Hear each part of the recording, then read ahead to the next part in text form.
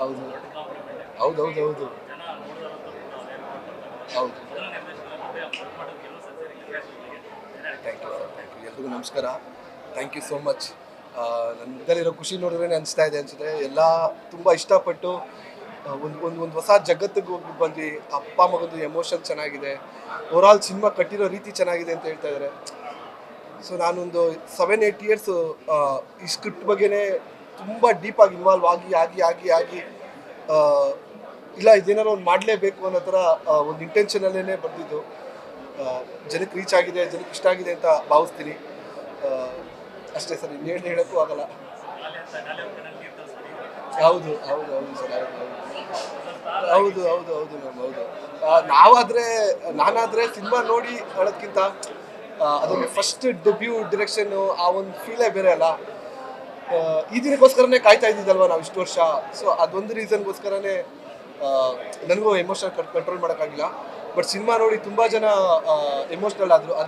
ಅದು ತುಂಬ ಖುಷಿ ಆಯ್ತು ನನಗೆ. ಮಾಡಿದ್ದೆ ಅದಕ್ಕೋಸ್ಕರನೇ. ಸೊ ಹೋಪ್ ಎಲ್ರಿಗೂ ಇಷ್ಟ ಆಗಿದೆ ಅನ್ಸುತ್ತೀನಿ, ಇಲ್ಲಿ ನೋಡಿರೋರು ಎಲ್ರಿಗೂ ಅನ್ಕೊತೀನಿ.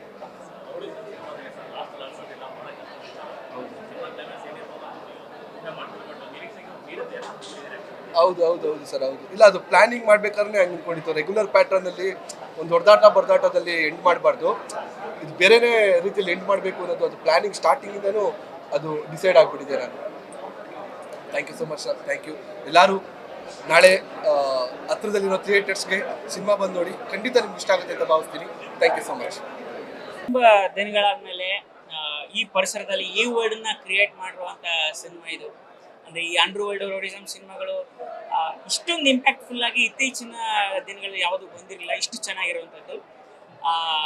ಪ್ರಖ್ಯಾತ ನಾನು ಮುಂಚೆ ಕೇಳ್ತಿದ್ದೆ ಅವನ್ನ, ಇಷ್ಟು ವರ್ಷ ಆಯಿತು ಏನೋ ಸಿನಿಮಾನೇ ಮಾಡ್ತಾರೆ ಅಂತ. ಇಲ್ಲೆಲ್ಲ ಸುಮ್ಮನೆ ನಾನು ಬೇರೆ ಏನೋ ಒಂದು ಸಿನಿಮಾ ರೆಡಿ ಆಗ್ತಾ ಇದ್ದೀನಿ ಅಂತ.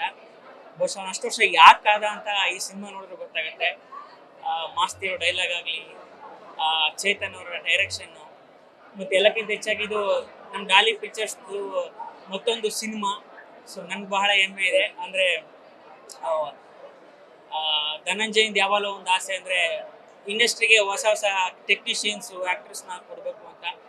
ಸೊ ಇದರಲ್ಲಿ ಅವನು ಸಕ್ಸಸ್ಫುಲ್ ಆಗಿದ್ದಾನೆ ಅಂತ ನಾನು ಅಂದ್ಕೊಂಡಿದ್ದೀನಿ.